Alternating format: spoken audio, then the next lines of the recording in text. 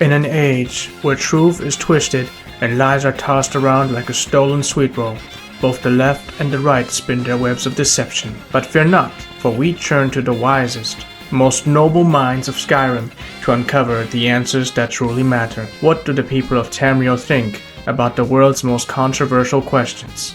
Let's find out. First we have Jarl Ravencrone. Let's ask her our first controversial questions.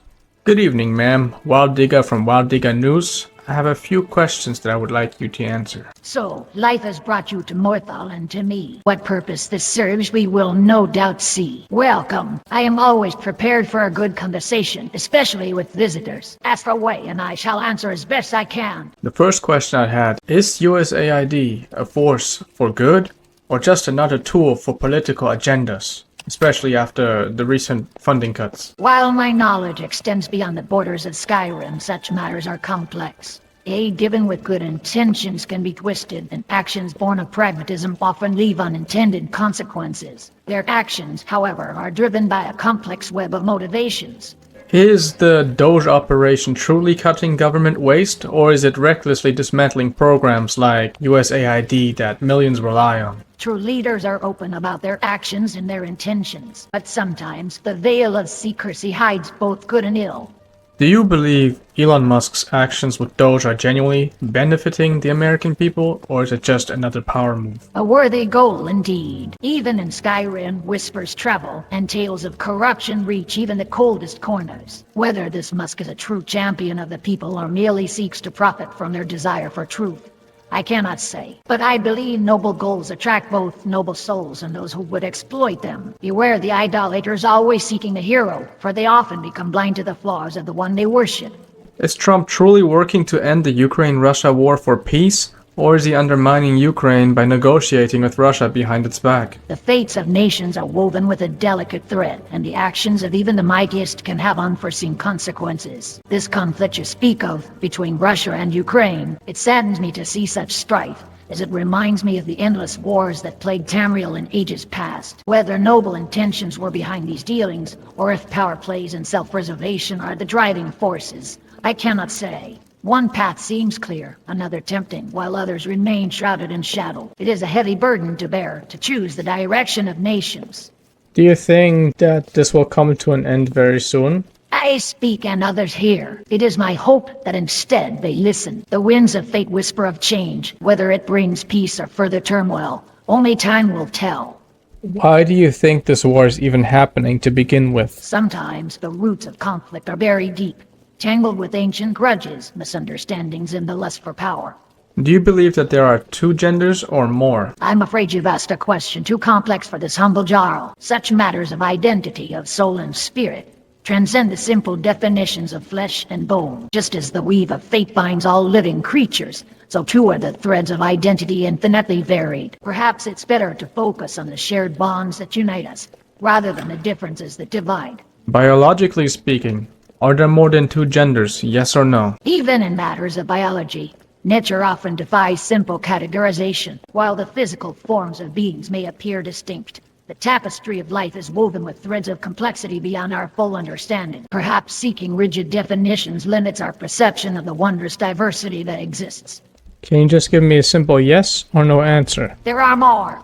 Is that a fact? It is a statement of belief, informed by my own experiences and the observations I have made in this world. Thank you very much, Jarl Edgard Ravencrone. That's all I had. I hope perhaps our conversation has offered some insight, however fleeting. Remember, truth is often a journey, not a destination. May your path be illuminated. After finishing my conversation with Jarl Edgard Ravencrone, who, let's be honest, spoke more in riddles than answers, I found my feet dragging me toward Whiterun. I had a mission: find Jarl Balgruuf and ask him the most pressing question of our time. What was he thinking?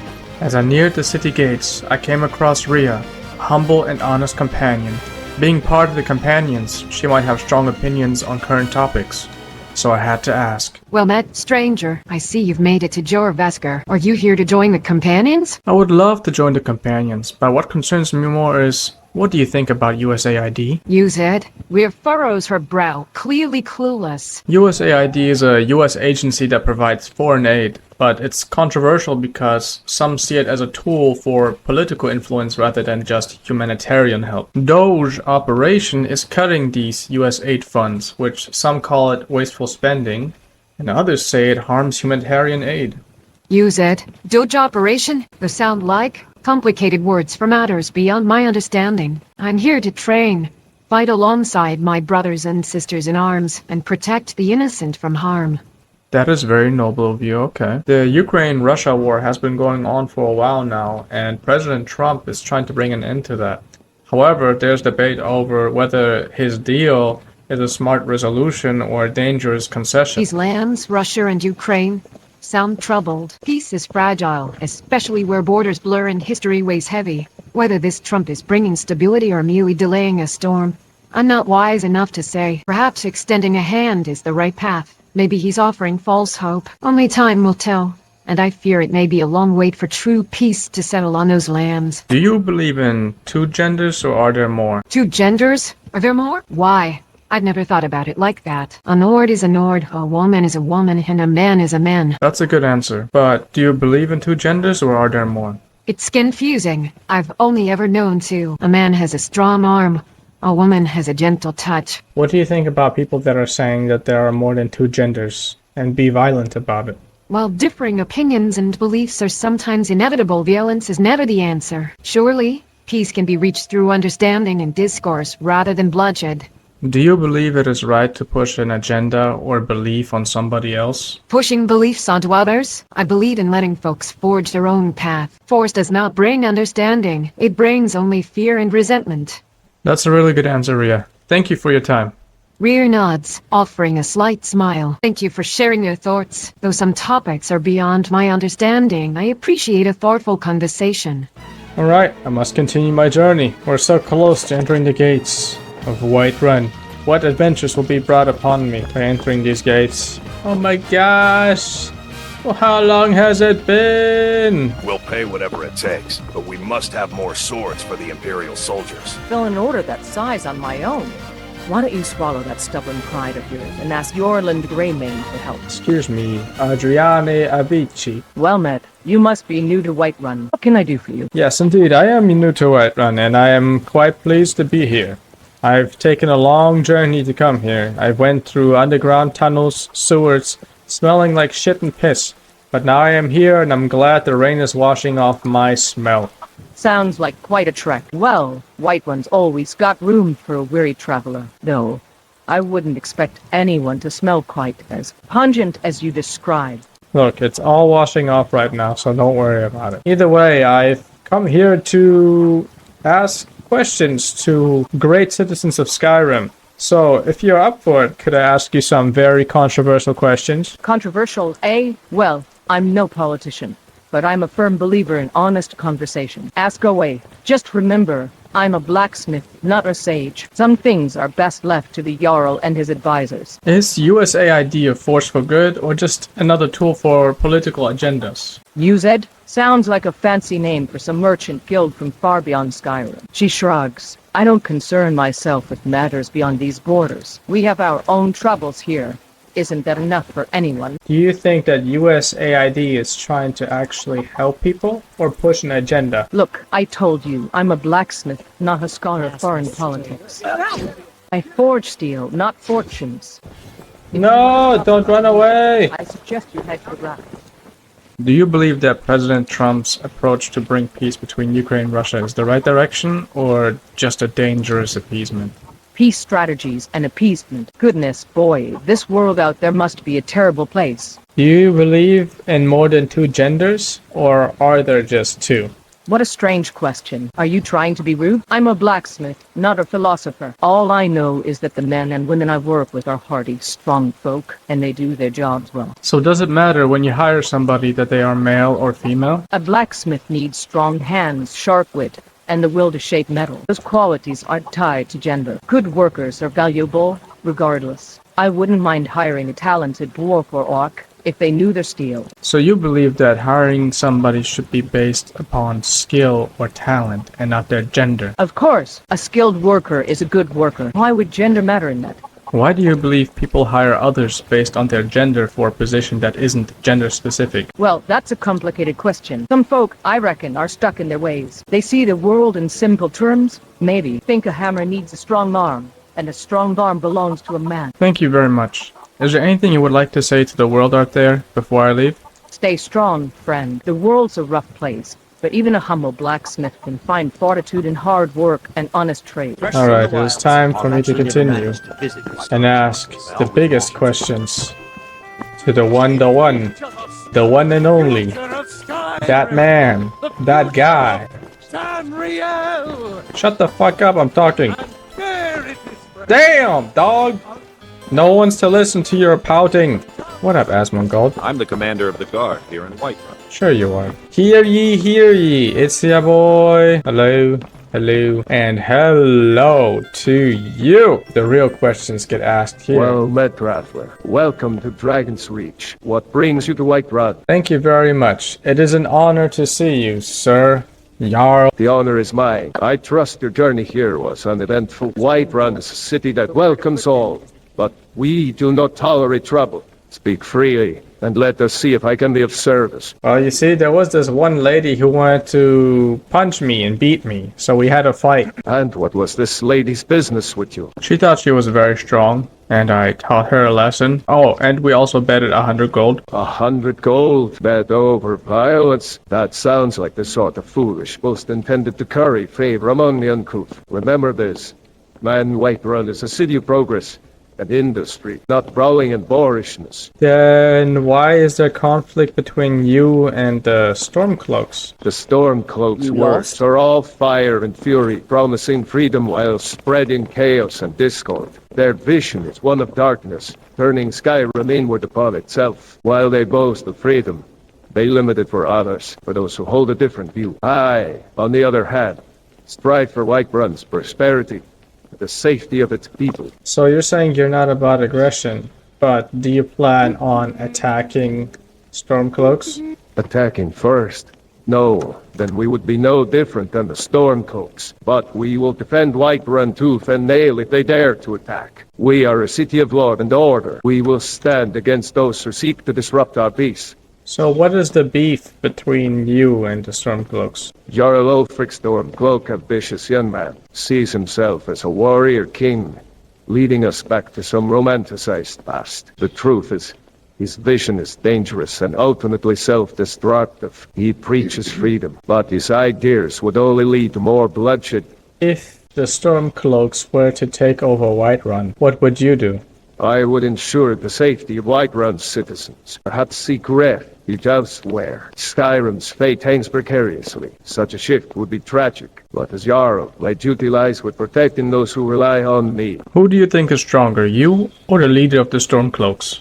I have always been a warrior, but a ruler must also be a cunning strategist. Ulfric may be strong in arms, but his arrogance blinds into the complexities of true leadership. We each lead from different places. He rules by force, demanding compliance. If you were to compare yourself to a country that exists in real life, what country would you be? A difficult comparison, friend. Perhaps Switzerland. We remain neutral in the face of conflict, seeking peace and prosperity for our people, but we are also prepared to defend ourselves fiercely if threatened. And if you were to compare the Stormcloaks to a country, what country would they be? That is a dangerous comparison to make, friend. Perhaps a country consumed by its own internal strife, yearning for a past glory that no longer exists. They lash out at the world, fueled by anger and resentment, while neglecting the needs of their own people. North Korea. Do you believe Elon Musk's actions with Doge are genuinely benefiting the American people, or is it just another power move? Elon Musk, a name whispered in both wonder and apprehension. Some say he is a visionary, probing the stars and shaping the future of mankind. Others see him as a reckless gambler, playing with forces too fast to comprehend. And this Doge operation sounds like a rather curious creature. Perhaps a distant relative of the saber cat I once hunted in the wilds. I hear tales of these Doge coins, digital tokens exchanged across vast networks, driven by the whims of crowds. Musk, apparently, has embraced this strange beast, riding it like a storm across the world's financial landscape. Some see it as pure man, others as genius. Some believe Musk seeks to undermine traditional systems, others that he aims to reshape them entirely. Truth is, friend, these matters lie beyond my comprehension. I deal in swords and shields, not digital tokens and space travel. But it seems change is inevitable, whether we welcome it or not. Even in Whiterun, whispers of this Doge thing reach my ears. Perhaps it's something worth watching. Perhaps something best left ignored. Will it die? And perhaps those clever scholars of yours will tell. Right. Perhaps you'd care to enlighten me further? I was talking about the Doge operation, not the Doge coin. Yeah, if you could give me an answer in short. A dangerous gamble, playing with forces beyond our understanding. Let's discuss matters closer to home. Why do you think it's taking so long to release Epstein's files, and who's benefiting from it? Yes, Stein, a shadowy figure, woven into a web of clandestine dealings. These secrets, it seems, are guarded fiercely. The release of these documents. Balgraf leans closer, lowering his voice. Such matters are whispered in hushed tones. Powerful figures, it seems, benefit greatly from keeping the truth buried. Names whispered in fear, connections veiled in secrecy. So, who do you think would benefit from it? Those who fear exposure, those who profit from darkness. Would you be able to give me a name? Even a Jarl with a keen eye can't make certain truths apparent without risk. Remember, friend, sometimes the best solutions lie in careful silence. Let us turn our conversation to more pleasant topics. Understand, you don't want Hillary to kill you. Balgraf chuckles, a deep rumbling sound. Hillary, a name from beyond the horizon. Here in Skyrim, our concerns are more tangible. Dragons and bandits, those are the sorts of threats that keep a Jarl up at night. The last question I have is, are there more than two genders? Two genders, yes. That's how we Nords understand it. Male and female. Strong and nurturing, warriors and mothers. Nature's balance, you might say. Should people get hired based on their skills and talents, or should they get hired based on their gender? A good question, friend. A true Nord leader knows that skill and merit should be the deciding factors in any matter.